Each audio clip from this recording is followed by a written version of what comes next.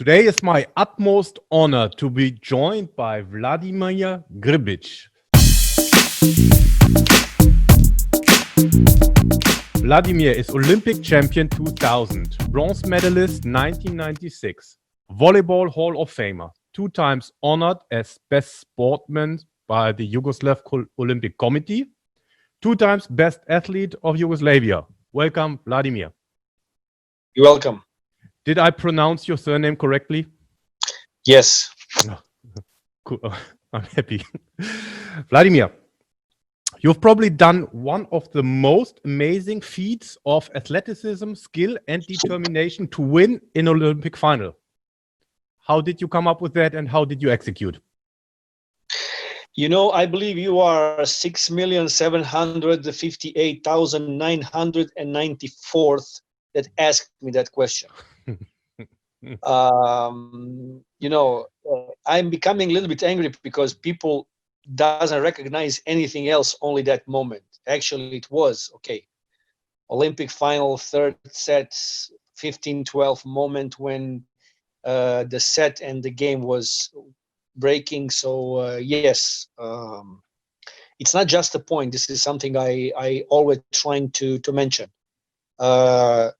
Through my education since childhood, giving up was never the option. And this is something that in volleyball you learn very well, that if you want to win, you have to stick and fight till the end. Or even if you are losing, you don't have to give up, because actually you're lost is only when you give up. It's a matter of choice, not of result. And in that very moment, I didn't think about anything else but saving the ball. No matter where I will fall, would I injure myself or no, just to save the ball and give my team chance not to lose the point. And when I fall, I was just thinking to come back as soon as possible. And actually, even if disadvantage, I believe Yakovle didn't even think that I will be there. So he didn't think a lot. He just hit the ball. And I realized that I will not have time for swing and to jump very high. So I just wait. I watch his direction and I cut direction of the ball. I was lucky, because in these moments, emotions could drive you out of the goal. And actually, in this moment, I believe I was focusing on what I have to do, which is the most important thing to do generally. Yeah. In your life as an athlete, what was your darkest moment?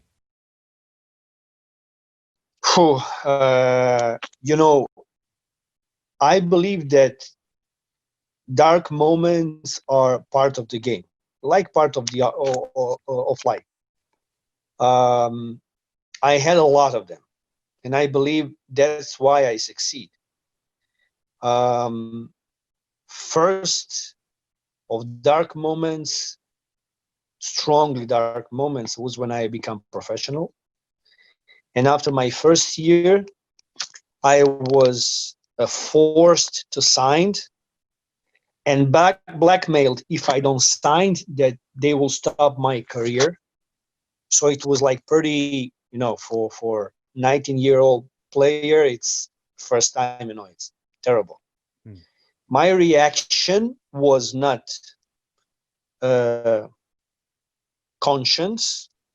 It was pretty animalistic, and it was like capricious. As they told me to sign, I say I will not sign, and I went to another club. My fortune was that I went 1 year in the military because it was an obligation in Yugoslavia. So it was, let's say, like easier for me to handle everything. So the 2 clubs has arrived to agreement and everything was fine. That was the first moment, but emotionally I was really pretty much depressed. Second thing, when I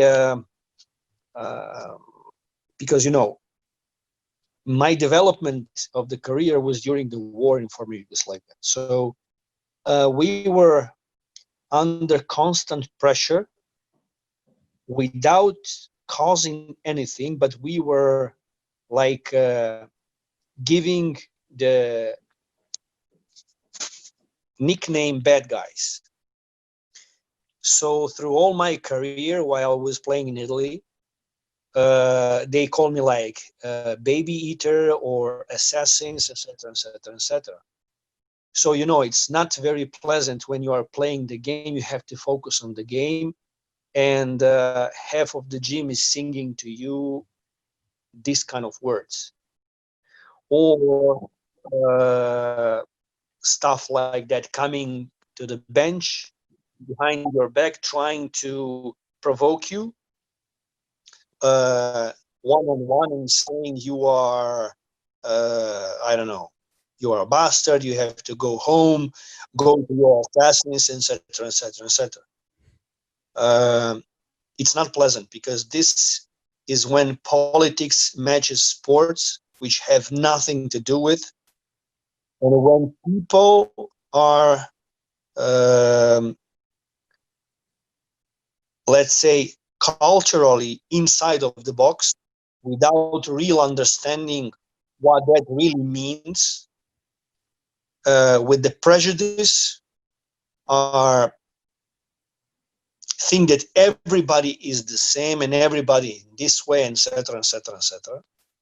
It was like terrible.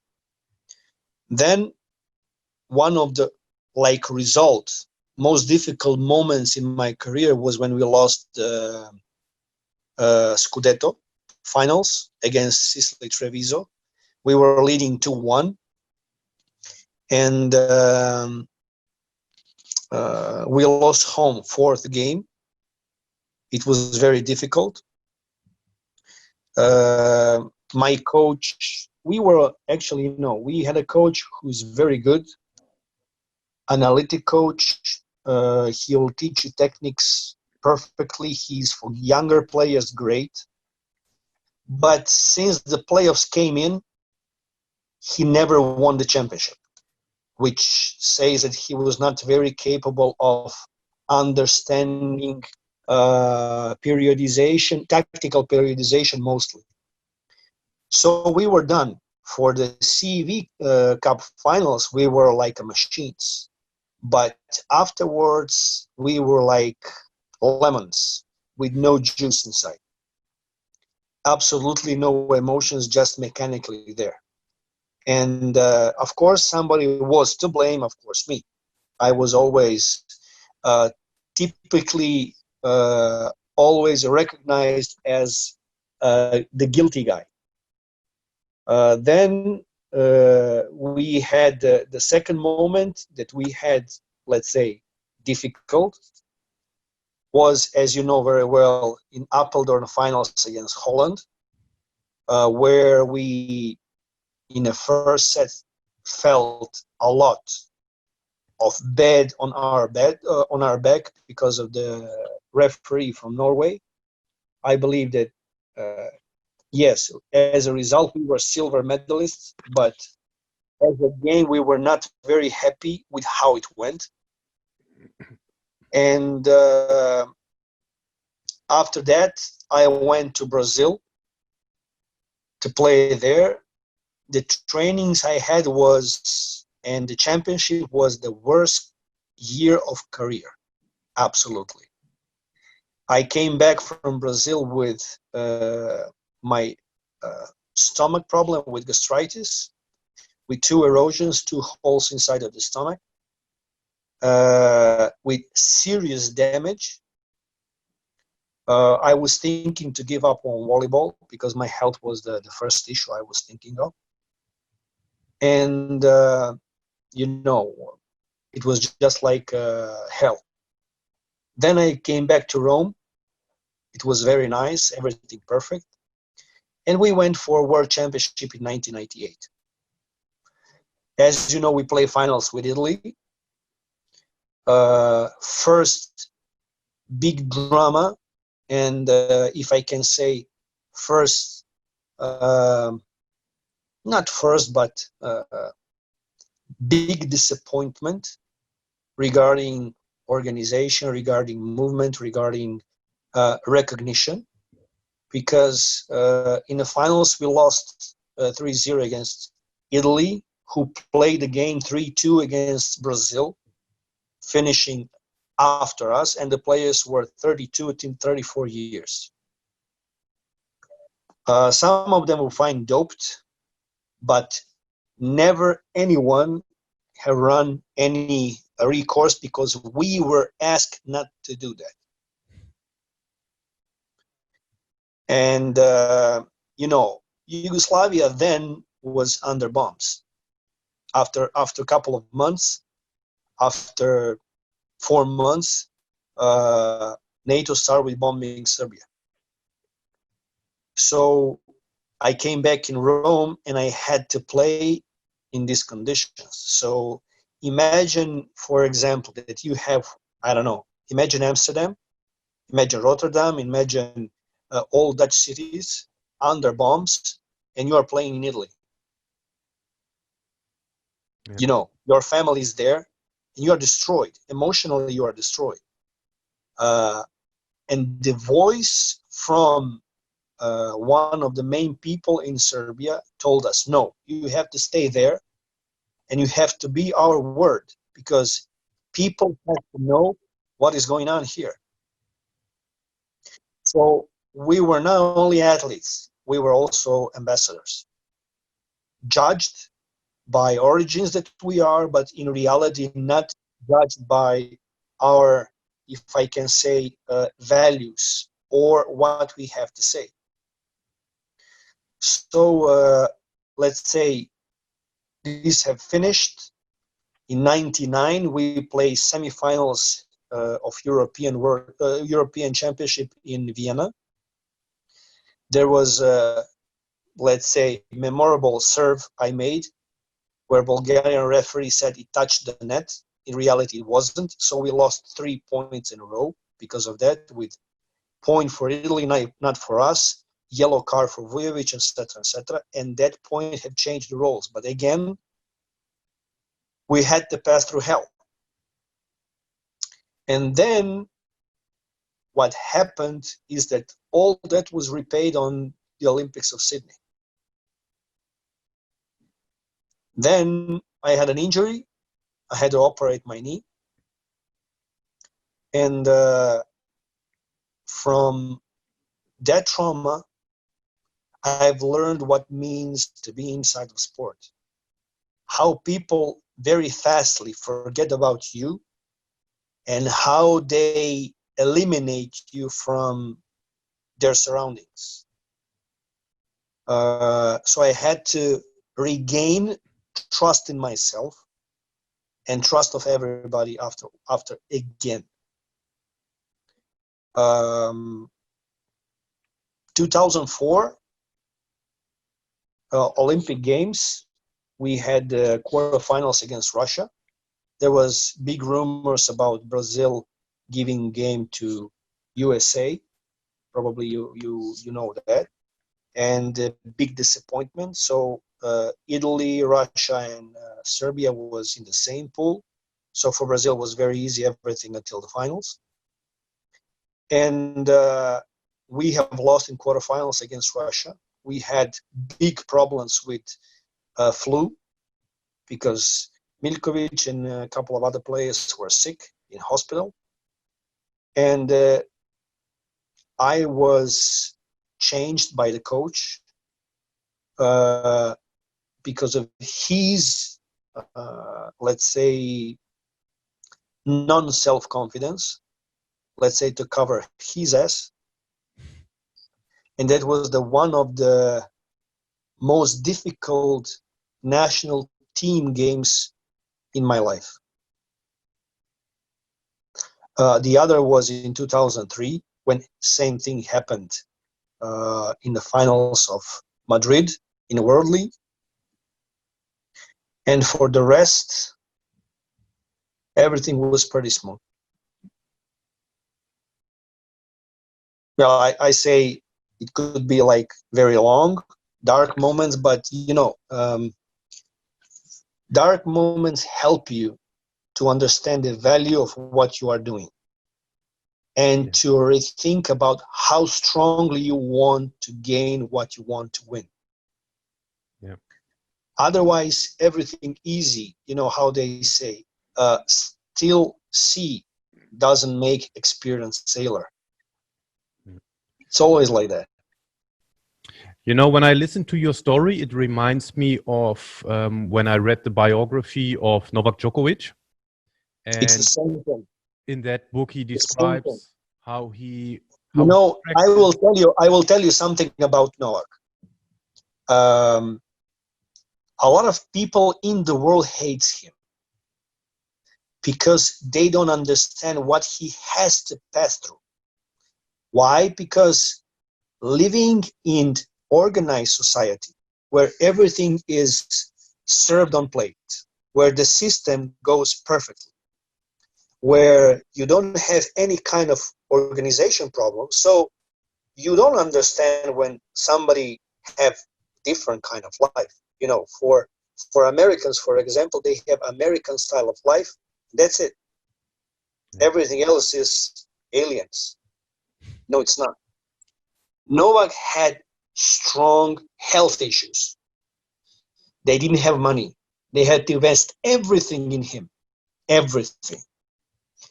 His desire was to succeed, to become number one since he was a child. So imagine all odds that he has to fight against since he was a child. Yeah. All the prejudices, which are 100 times bigger than all of us other athletes had, because he's the one. And he was under the big lights. So most of the questions and most of the prejudices of the people was not towards his tennis, but against his origins, which is very bad. Yeah. Especially English and Americans. Of course, competition with Rafa or with Federer, which are the icons of the tennis, because he is like, yes, he is Serbian, he's that. Guys, I have played in 6 countries in the world, lived in 6 countries in the world: Brazil, Japan, Russia, Turkey, Greece, Italy. I played in Croatia, still was Yugoslavia, and I played in Novi Sad. So I can say I played in 8 countries. What I've learned is that the people are the same. The problems are the same. You have only 2 kind of people: those who are more difficult to collaborate with and those who are easier to collaborate with. That's it. Nothing else. Not the color of the skin, not a nationality, not a religion, not a bullshit. That's just bullshit. Absolutely. No. In Brazil, I had much more things coming with the blacks than the whites. The guy who was racist black, he called me white brother. When I was going out from the Japan, the entire team was crying. I still have connections with them. And this is something that doesn't say about them. This is something that says about you. You can make the change. If you live by the prejudice, fear, and hate imposed by other people, you cannot jump out of the box. Take and understand people how they are. And that's the beauty. That's the beauty of the sport, because he doesn't recognize frontiers. The only field is the volleyball field, or football field, or basketball field. And there, we are all the same. Yeah. What was your best moment? Well, best moment for sure are the Olympic Games. There is no doubt about that. And, but now when I'm watching, my entire career was the best moment. I was doing what I really love, play volleyball. I try other sports like basketball, football, tennis, handball. But my father, in my age 15, told me, you can play whatever you want, but you will be a volleyball player. Not because he wanted to impose that to me, but he was seeing me how I was in the field. And volleyball really teach me everything. Character, person, everything. To be generous, to collaborate, to socialize, how not to give up, how to be motivation for the others, even when others give up, not to give up, to be the last to give up and not to give up at all. So I was happy to do what I want and what I love. And I also find the people who was ready to pay for that, which is fantastic. You were also selected as the flag bearer to bring the flag of your country into the opening ceremony. Yes. That's the biggest honor you can have. Absolutely. You know, to walk in Olympic Stadium in front of billions of people and raise your flag. Actually, I had inflammation day after because I was carrying the flag very high, but never mind. Yeah, I believe that. If you could travel back in time, what advice would you give a younger you? They already asked me that. I would do the same things. And I say, follow your heart. Live right. Every single day is the last day of your life. And do the things that you would be pride on you, not to become a big or nice in the eyes of the others. That will not make you happy. Likes on social networks or to be like, chic on social networks or in society doesn't fit not you, not your family. But to do what you really love, to make sensible your life, to have mission and to understand who you are, that is life worth living and not surviving. There are two different categories. As I say always, Olympic champion is not the one who had the medal, who is on the podium and he's watching his flag, crying and listening to the national anthem. No, it's not. Because in our team, there are two players never entered in the games, on the Olympic Games. They are also Olympic champions. But also if your behavior, your mentality, your psychology, your philosophy of life, which is the point of break, it's not in line with Olympic philosophy, then you are not Olympic champion. You're Olympic championess, which is different. Now I will try to understand, and let's say I'm pretty honest and very strict and direct when I'm speaking. Olympic champion is not a status. It's a philosophy. It's like that you wake up every single morning. An idea that you have is to be 1% better than you were yesterday. 101%. So when you get in love with 1% over your 100, you will understand what I'm talking about. That medal doesn't mean anything. In reality, your medal or Olympic champions carry on their medal inside of them. And there is a clear difference between Olympic champions, which are really on the field and out of the field, which with their actions, behavior, and everything are inspiring other people with their commitment, their sharing, their sacrifice every single day. And you have Olympic champions, which are selling their medals and their status for certain interest, which is pretty cool. Real Olympic champions, real champions, is a very small number. I believe I've explained pretty clearly where's the difference. Yeah. Yeah, I've actually noted that down as a question, but you've answered that your inspirational message is that Olympic champion is something that is more of a philosophy rather than a status. Yeah, it's not just a sport result. Yeah. It's everything inside. Because even now when I'm working with the kids on my camp, I'm not working with them on volleyball. Volleyball is just an instrument to bring kids together around the same game. And this game has to be nice, which make kids happy. So they are sharing together, they're sharing the experience together.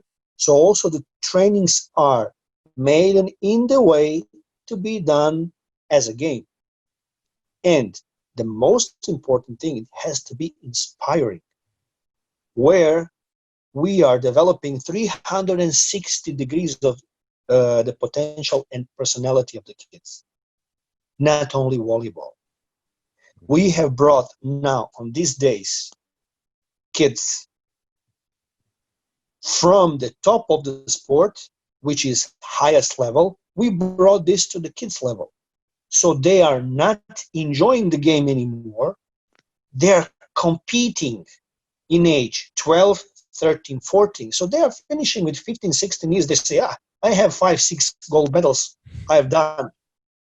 I am successful athlete. My dear, you're shit. I won the first medal when I was 19. If you enter too early, you're burned. You will not understand the meaning. You can drive Ferrari with 14 years, as you shouldn't drive it with 65 with a very beautiful girl beside you. Every time has his time, and everything has his time. Everything at his time. So I believe, and all of my career, when I stopped my career, I went to University of Sport and Physical Education, where I'm graduate and I'm going for my PhD, where I'm professor anyway, is to understand phases and how to transfer in the best way, healthiest way, culture of physical activity to kids on behalf of those or their necessities. This is becoming number one topic. It's not about results. It's about kids' health. Sport should become a universal good to prevent diseases and give health to people, to bring them together, to give them social maturation, and prepare them for the future life. For those which are addicted to sport, professional sport, of course, they should continue. And then with 16, 17, they start to orient themselves towards professional career. But it's a very small number. Yeah, I've actually taken that as a note for later, that in a long-term athlete development outline, I think it was the Fast Volleyball podcast I listened to, where you were a guest, where you kind of said that too early we are specializing with the kids on high performance. Yes. Much rather we should give them. Actually, it's called in expertise early specialization. Yes. Which can damage not only your body, it can damage seriously, and which is more dangerous, your mind. Yeah, there are a couple of cases. I mean, I have a history in the sport of tennis. There are a couple of cases of athletes who were number one in the world as juniors who retired before they became professional because they couldn't cope anymore. Because they burned. Yeah. They were burned. Yeah. Vladimir, please let me ask you the following, because I'm really interested. Yes. You mentioned the situation in Yugoslavia. Yes. In 1991, the civil war started. Until that moment, it was Yugoslavia. Yes. At the Olympics, 1996, you And your team participated as Federal Republic of Yugoslavia, but that was Serbia and Montenegro. And Yes. Bosnia, Herzegovina, Croatia, Macedonia, and Slovenia were individual nations. Yes. Yes. So how was that? I mean, you were a team before, but then later you were separate teams. Well, there is interesting situation because, for example, in 1991, I was playing for Mladost from Zagreb in Croatia. And already some barricades were starting in Croatia with the zone where the Serbs were living. So I came to take some salaries that they owe me yet. And they didn't give me.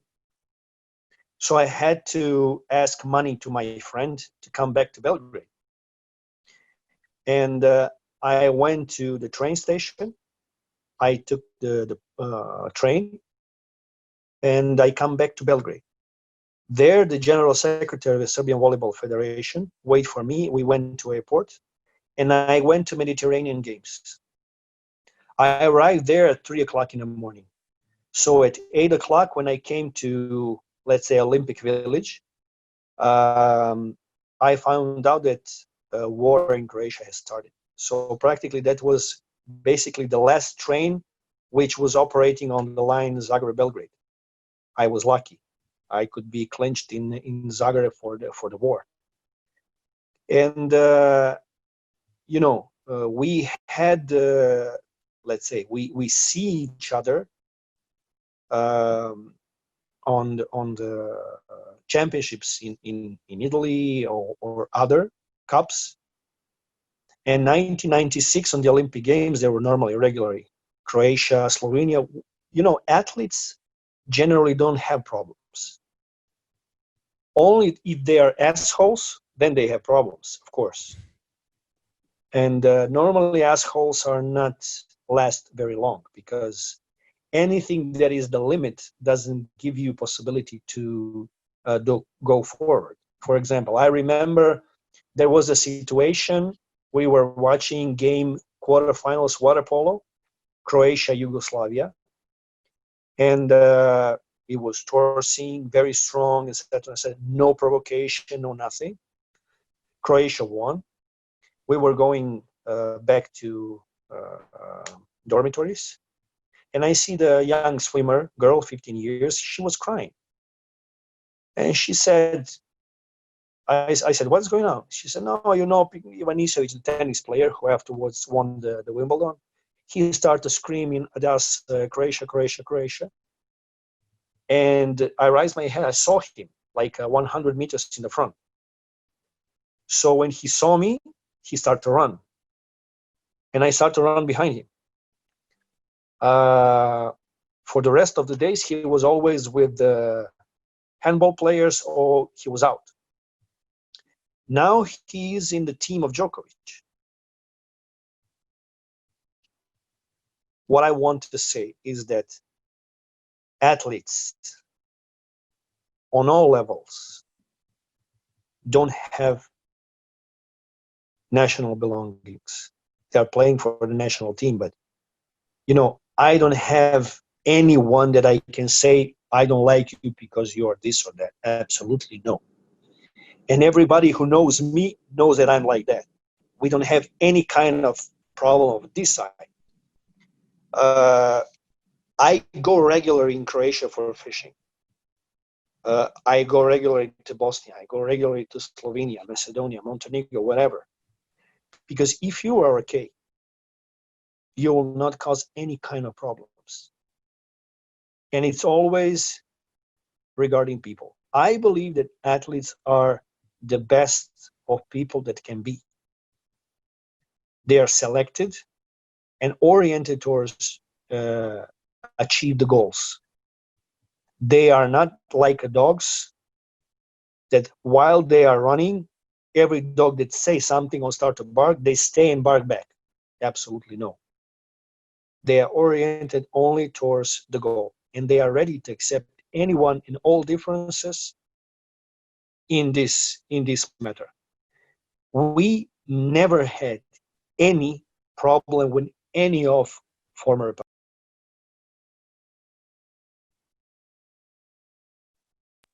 very good relationships. And we hear each other, we collaborate, we see each other many times. Last 2 years I played with Jošković, who is he played for a Croatian national team. We are big friends. Who can I mention more? I don't know, really. In Montenegro, in Slovenia, in Macedonia, I run for seminaries also there in former countries. I was also in Holland. I was in Iceland, Slovenia, Macedonia too, Bosnia too. Only in Serbia, no, because I'm not good for here. And but anyway, doesn't matter. It's always, they say here it's the most difficult is to be the patriarch in your own village. It's normal, So, I mean, it's always up to people. It's always up to people. That leads almost perfectly into the next question. I have a question in my head for years. If I look at, let's say, ex-Yugoslavia, all countries. For such a small country, no, you are so good. You are good in volleyball. No, You're good in no. water polo. My answer on your question is no. And I will tell you, if Yugoslavia will come back, would it be better in volleyball? No. What I mean is, I think, and I also think you spoke about that in the other podcast. You said because of your history, you have a warrior gene in you. If you look at the country of, let's say, Serbia, let's take Serbia. You're good in water polo. You're good in volleyball. You're good in handball. You're good in basketball. You had people like Djokovic. You had Monica Seles. I mean, for such a small country to produce so many good athletes, how's it possible? How? Yes, that's the question. Okay, I will tell you. For example, you have a system like, for example, Ajax, right? Or how they do football in Holland. They take entire generation, they finance entire generation, and they select them to the top. And this is the most expensive investment you can have. So behind this generation, there is nothing. And this is exactly what happened also with Dutch volleyball, for example. Nothing behind. So how it goes in Serbia? There is no system. It's very simple. Djokovic has built himself alone. Ana Ivanovic or Monica Seles, they build themselves alone. Absolutely. Ivana Španović with the long jumper built herself alone. What I want to say, we are basically, when we speak about warrior gene, etc., etc., etc., I will tell you one more thing. My thoughts about why we are good in this were to make inside meta-analysis about which cities or what regions are these athletes are coming. Do you know that there is more Olympic champions from my village of 2,500 people than from Belgrade? My village have 2,500 and Belgrade have 2.5 million. And the biggest possibility to become Olympic champion is if you are born in my village. It's funny. I know. What I want to say is very simple thing. Just empty your head. Okay. No prejudice, no nothing. Commodity make genes lazy. If you have shoes, if you have uniforms, if you have perfect balls, if you have perfect gym, if you have fantastic coaches, this will not make you Olympic champion. Hunger will. Yeah. It's an emotional nature motivation. It's not material. I start with t-shirt with no sleeves, with very bad quality short, with the shoes that my mother bought in Romania, which were gum and tissue combination, with the gummy balls outside on concrete, in between two iron columns, with a net with entire holes, and two sticks, two rods for fishing for 1 week, because somebody steal them to go to fish. Outside, no gym. We spent most of the time playing in between two trees in a garden, in a park, in a public place. So what was driving us was not commodity, but desire and hardship. Hardship, difficulty, makes you mature more and desire more. The problem with the kids with early specialization and many medals is that they are not satisfied anymore. They don't feel satisfaction. To renounce and prolong satisfaction is the best carrot for the jackass. Always was and always will be. So this is poor country, a hungry country, but very proud. For 2,000 years, all conquerors that were coming, they were leaving something and they were taking something. So we had for 2,000 years to fight back, never to attack. Because we are on the crossing of from east to the west and vice versa.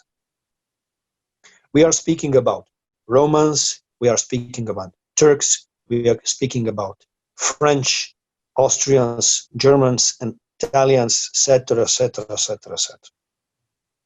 A lot. So if we didn't fight against opponents, the others, we were fighting in between us. And it was always improving ourselves to be better. One of the main problems here is that this doesn't last very long. So continuity is the main problem. And continuity you will achieve with the system. But this is not very good now. So we have the big problem and big crisis in sport.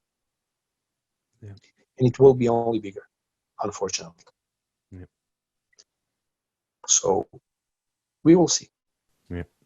What you described with the hardship and hunger and that good athletes come from situations where it's more difficult, that's actually also what Daniel Coyle describes in his book, The Talent Code, that is, and if you are in the, let's say, more modern society, you have to find ways to make it harder for your athletes in order to bring out that hunger and hardship. Or to bring out I'm not saying it's impossible, but a lot of things depends on authority that is guiding these kids or these athletes to create and put them in the situation that they become hungry. Because Italian generation of phenomena with Velasco, they were hungry. But they were hungry in between. He made it happen.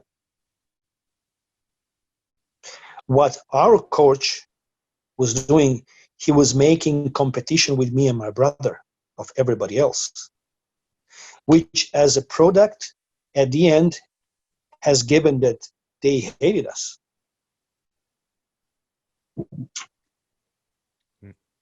And we split completely.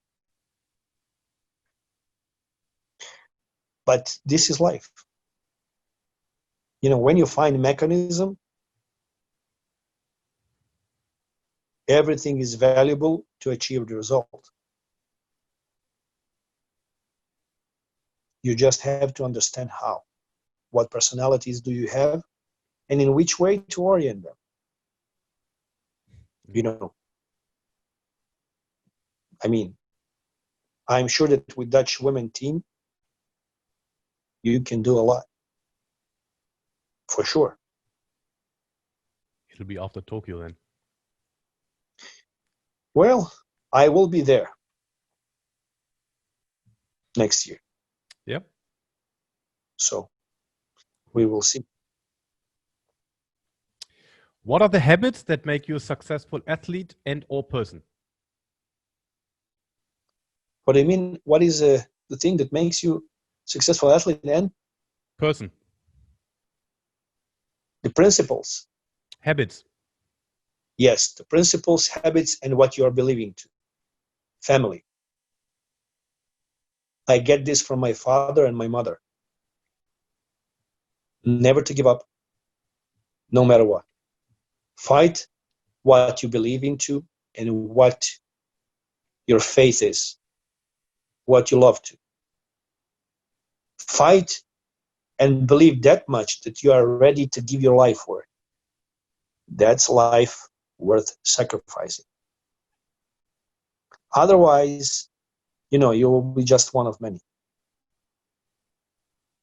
And it's not about, you know, this, yeah, but you are, you know, you are addicted, you are talented. What means talented? All of us are talented for something.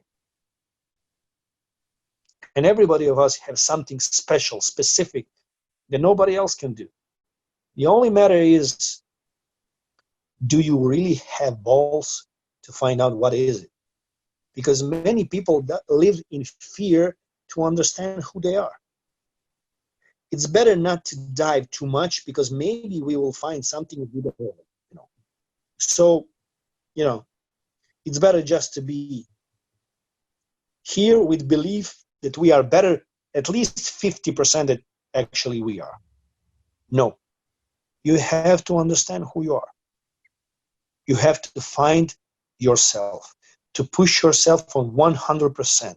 When you understand who you are, you will be disappointed because we all believe that we are much better. But that is the starting point, that you have to improve yourself every single day 1% more and 1% more. You know what is that? Happiness. This is when you become happy. Because if you do something and you are not achieving what you believe it should become to you, you will be unhappy all life. Be happy with your commitment. Be happy with your passion, with your dedication. Find something inside. Achieve the goal that you have put it to yourself. But to put the goal well, you have to understand how much you can. Not everybody is 10 of 10. You know, maybe you are 3 of 10. Try to give every single day 3. That's your Olympic goal. You know, and in this way, you are becoming a role model.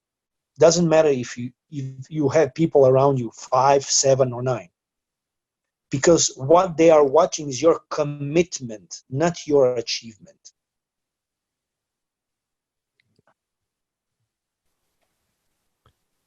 Again, leads well into the next question. You were chosen to be the captain of the team, and No,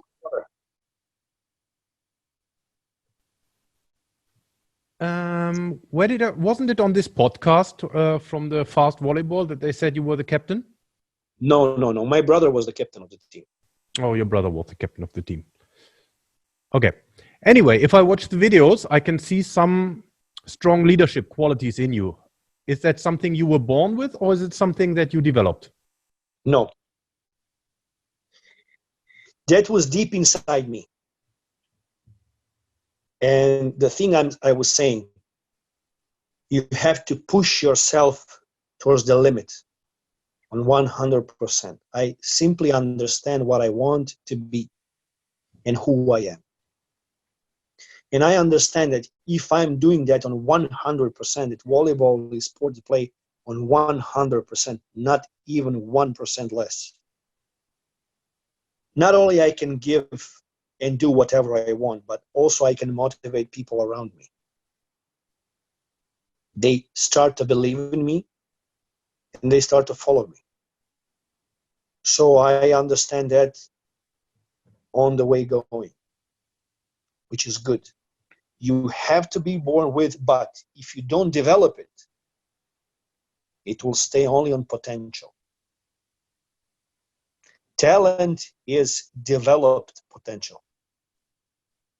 You know, I know many players, for example, in basketball, from my village, they were much more talented than I was. Age 19, this guy was the best player in the world. But afterwards, you know, drugs, drink, girls, he disappeared. Continuity, as I said. Yeah. Do you have a morning routine? Yes. When I wake up, I try to be first and to have my half an hour to put the water and prepare coffee. To start on TV, not to watch, just to have it on, and to drink my coffee in silence. As my wife said, is that Indian routine that first 1 hour is complete silence and not talking? I said, sometimes yes. I can relate to that. Yeah. I like being the first in the morning and do my coffee on my terms, in my pace. Yes. Then the day is good. Yeah. How do you prepare for important moments? Well, you know, I believe that you, in every single day, in every training, you are preparing to that. You just go through your mind on very important points that you have to go through. There are some kind of autogenous training that you can close your eyes and you imagine, for example, for volleyball, your position, the ball coming, position of your body, and put the ball exactly on the head of the setter. Many athletes do that. But I believe the preparation is not just a moment before you have to do something. It's a process much longer. And finalization is just, let's say, like a strawberry on the cup of the fruits, nothing else. Yeah. You guys lost the semi-final at the 1996 Olympics to Italy. You lost the Yes. final of the World Championships in 1998 to Italy. Yes. The semi-final 2000, you faced Italy again. Yes. Were there doubts you're gonna lose again? No. You know why? Because I believe that real final was against Holland. Yeah. Because that game, Holland played with nothing to lose. They really desired to win. And I came back in the team after the injury. So we started to play. We didn't start well. We started to play well, and Dutch team helped us to come on not warm, not hot, but war temperature. And actually, I believe that the finals was in quarterfinals against Holland. Yeah. So when we came in with Italy, we knew we wanted to win the gold. Italy was on the way. And we just make them pay back for what we have lost in the years before, especially 1998 World Games.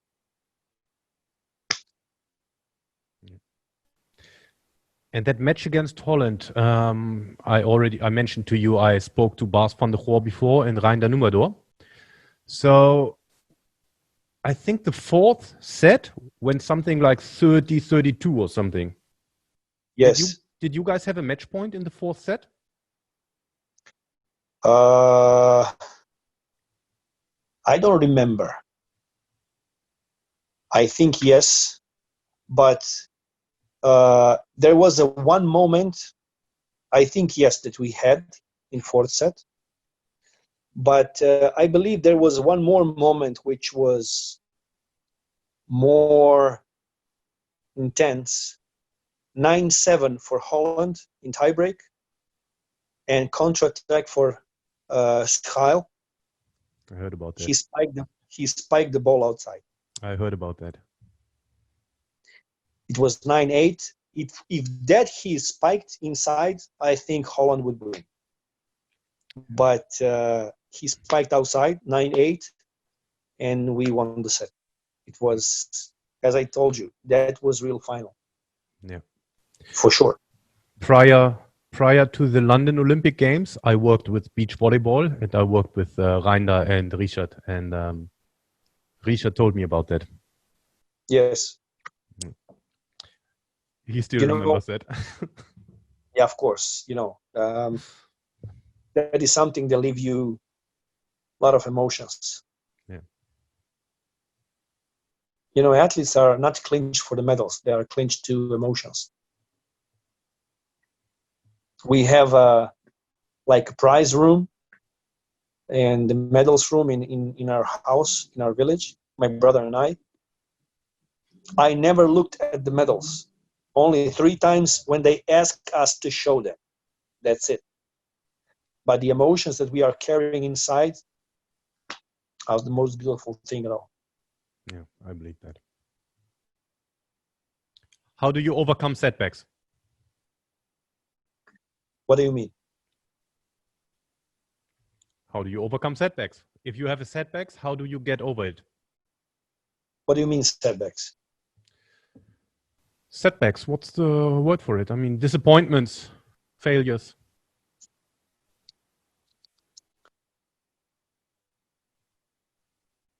When you win, it's easy, You feel yourself lucky, happy, proud, big, invincible. You are aware of the mistakes and the limits, but you say, I could do that, that 50% that I'm saying better than actually we do. But when you lose, there is the only critical analysis of yourself and your teammates. And you are aware not of your limits. You are aware of your possible progress. What you have to do to be better. It's devastating because it's emotionally big trauma. Because your pride, your self-confidence, your trust in your teammates, in yourself is destroyed. But it's necessary to mature and to go on. Victory is good for self-confidence, but it's bad for learning. And when you lose, you are much more humble when you learn and when you improve yourself, for sure. Now, if 1996, Italy were supposed to win Olympic Games, they will be happy. Of course, the only thing they were missing. But imagine Holland losing 94, 95 finals and winning 96. Because everybody was saying, Italy will win, Italy will win. Not even Dutch players were believing they would win. But they won. So imagine what emotion, how big pleasure was of Dutch players. Do you know why they win? Not because they play better. Everybody, they play better. No. They desire much more. The Olympic Games won those who desire more than the others. They are ready to die for it. They were like this. I was there. I was watching the game. I know what I'm talking about. Mm. Not only the last point, all the points. It's simple. You know, Italy was playing like, you have to give us that. Come on, you have to give. Also the semifinals with us, same thing. You have to give us that. We are the best. So we supposed to be the first. And if they won the Olympic Games, yeah, that's okay. No. You want to win? You have to beat me. But I will make your life like hell. So you won't. Same thing like Argentina and Brazil in quarterfinals in Sydney. Same thing. If you're afraid to win or you're under pressure, you have no chances at the Olympic Games. So, to come back to your question, setbacks make our successes much more desirable. You mature much more, and they are necessary to grow emotionally and as like persons. They are not easy to overcome. They are difficult, but one of the darkest moments now to come back when you were mentioning before, the darkest moment, two darkest moments was not connected to sport directly. First one was when we won the Olympic gold in Sydney. We came back, there was a revolution in Serbia. We couldn't come and share it with our people. We were expecting like 1 million people in Belgrade. There were barricades everywhere, so we couldn't come in the city. We were destroyed, emotionally destroyed. And the second one, in 2016, I tried to run for election for the president of the Serbian Volleyball Federation without real intention to become one, but to try to protect sport from politics. So I was expelled from politics outside of world of sport or outside of world of volleyball in Serbia. Not only from politics, but from my teammates, from the people that I was calling my brothers. And that I can call the darkest moment in my career, for sure. So, as I say, there is not many people that are really personalities and athletes. But also it's a matter of choice. I believe that sport and politics shouldn't go together. Politics should help sport to promote country more and better. But when politics enter into the sport, those which were politics inside of sport, they become politics again. So, that was sad and very dark, but life goes on. I wouldn't do my camp if everything was, for sure. Who's your role model and why? My father. Probably you was expecting more time to answer. No, my father.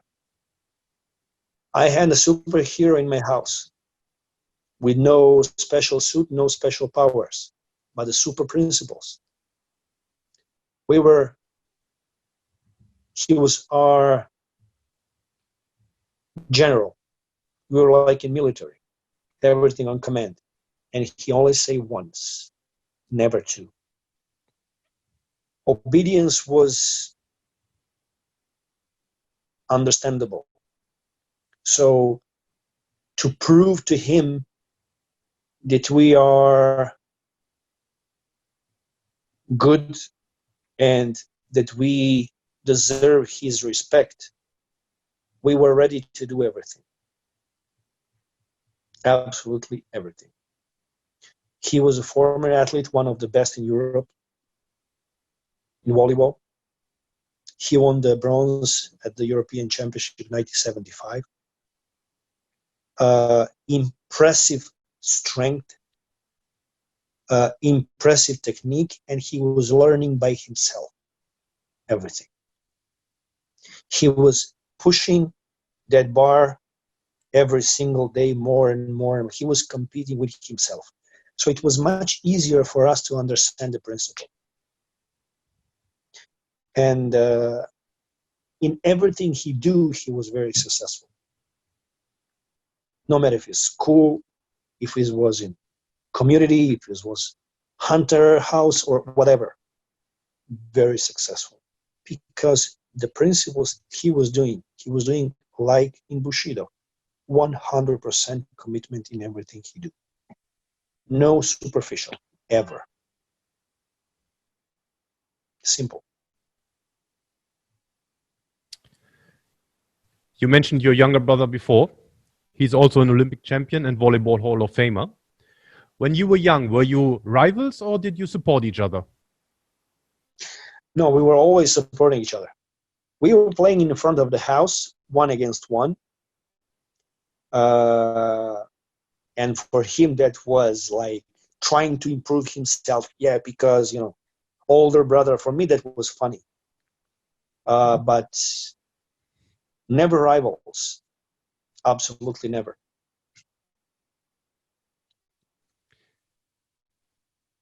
Absolutely never. What is the best advice you received and who gave it to you? The advice? Yes.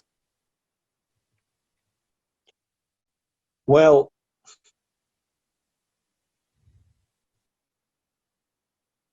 there is many. And one of them was interesting from an actor. He said, we were discussing something about problems, etc. And said, you know, this and that and that. It was a car accident. You know, I was preaching with the guy who was running. He said, when the money can resolve the problem, that is not the problem. Which was very wise. And the other one was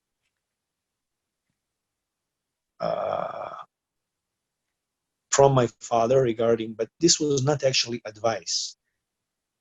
This was philosophy that helped me to understand who I am. And it's not very simple, it's long. He brought me to the line of the volleyball field. And he said, you see, my son, this is not just simple line. This is the barrier between two worlds. On this side, world of normal commune people who goes to their work and they don't know what they go.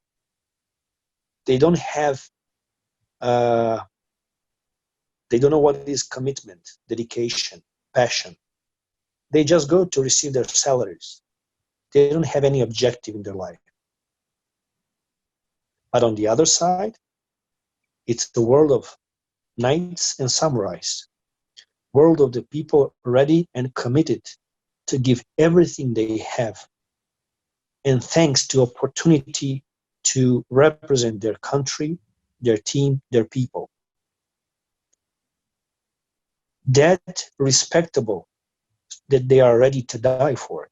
So if you want to do in every single step 100% of what you do, go inside and die with honor, or don't waste my time. So he explained to me exactly what means if you really want to become one, or if you don't. You know, it's not a matter of potential or talent. It's a matter of choice and personal decision of every one of us. And that definitely was the most important lesson I get. Yeah. And that is something you want to give back to the younger generations with your volleyball camps. This is something I'm trying to transfer to younger generation, because I believe the volleyball should not stop with us. We are just one ring in a long chain of those before us that we have to repay by giving to those after us. It's very simple. Yeah. And this camp happens how many times in a year? This can happen only once in a year, in the summer. I'm thinking about enlarging this and make it also in winter. It's 42 days. It's 5 shifts. And this year is supposed to be also the seminar for Special Olympics in Serbia for now, where we work with kids, regular kids from mass population and kids with intellectual disability on inclusive and unified sports. And also a regular program selected by classes, which means 8, 10, 11, 12, 13, 14, 15, 16, and 17, 18, and of course 19 plus. Classes are divided by sex. Classes are divided by capabilities and necessities, which means those who are more able in volleyball, they will be in one class, but also regarding motor development, they will be also in one class. We have normally between 10 and 12 groups in between 150 and 170 kids. We have 2 coaches per group, which is normally goes on 16 kids per group. And the work is in the gym with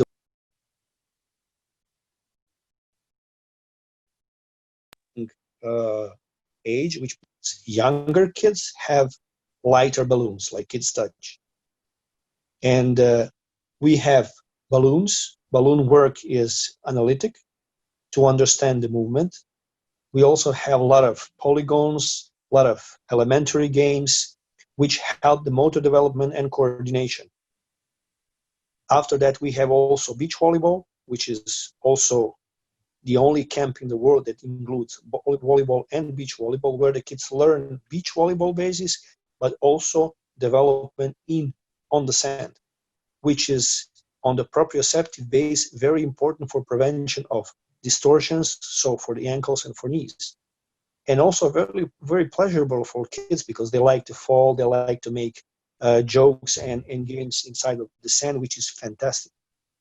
And of course, work in a swimming pool, which is breathing, number 1, rhythmic breathing, and all exercises of prevention and reinforcement, motor development, of course.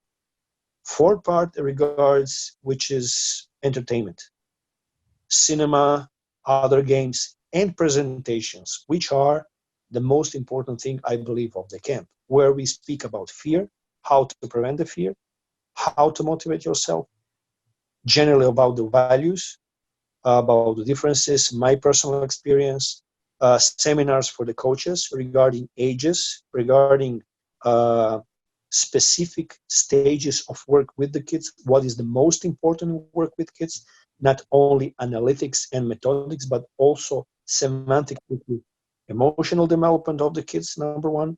Number 2, how in which way transfer to them what we want to transfer.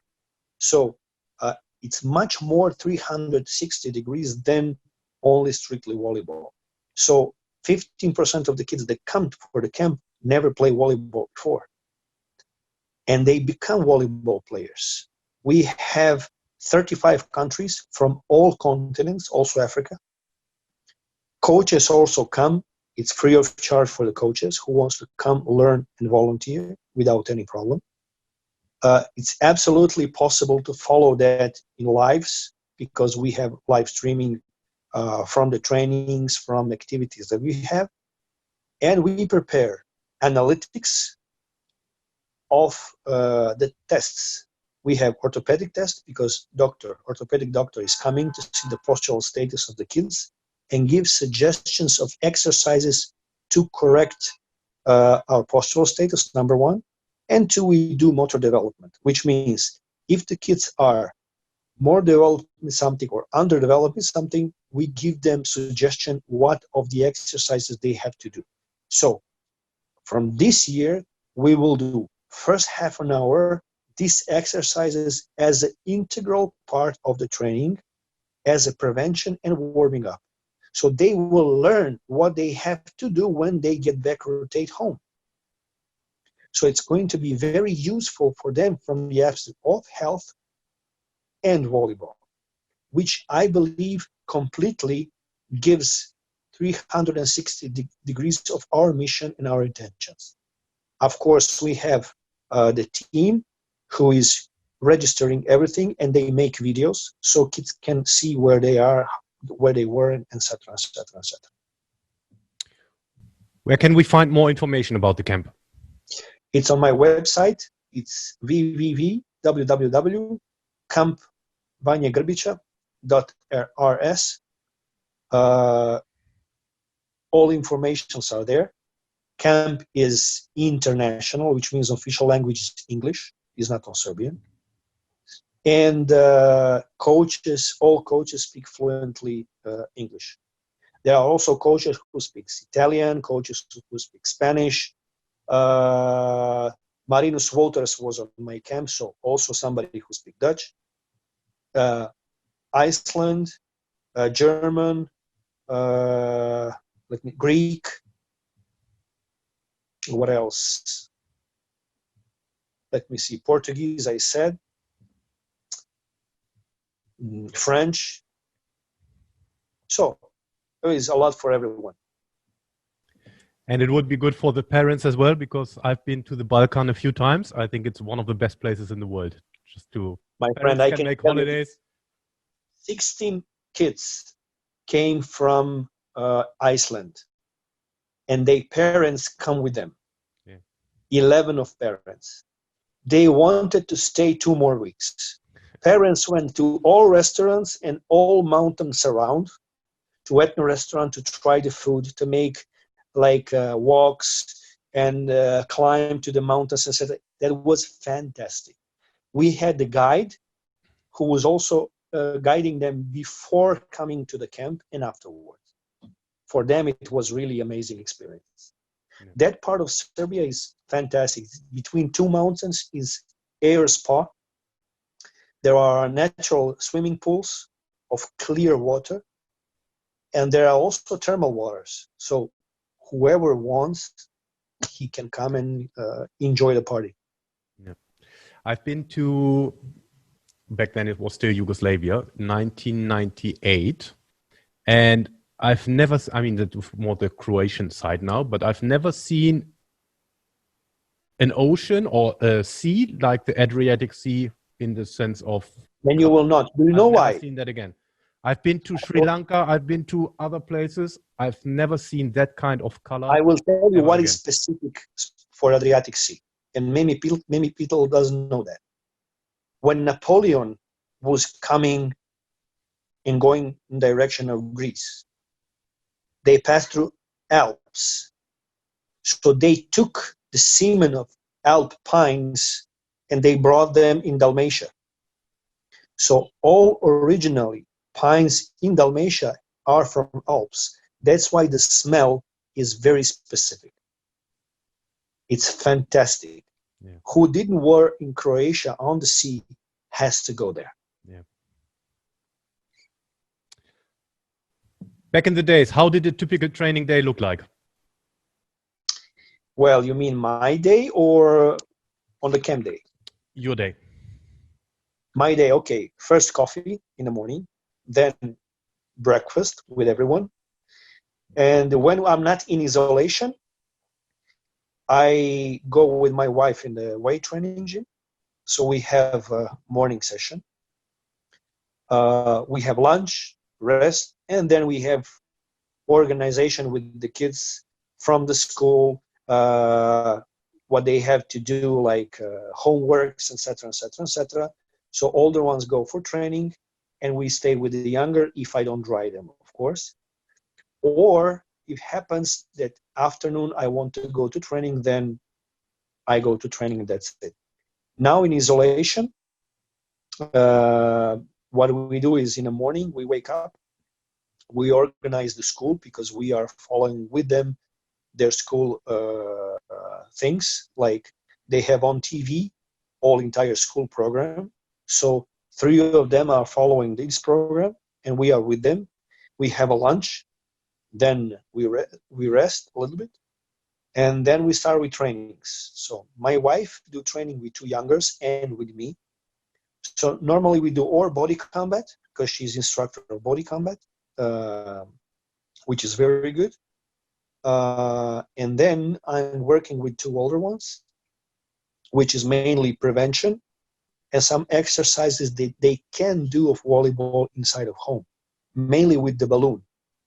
Or let's say resistance for the legs, which are the main concern, and exercises for the shoulders, also to maintain the and prevent the articulations, which is the most important thing. It's difficult because volleyball requests the ball, but also the movement itself is the most important thing. That's why we use balloons. Do you want to nominate someone to be interviewed? Well, I would like to give you my brother.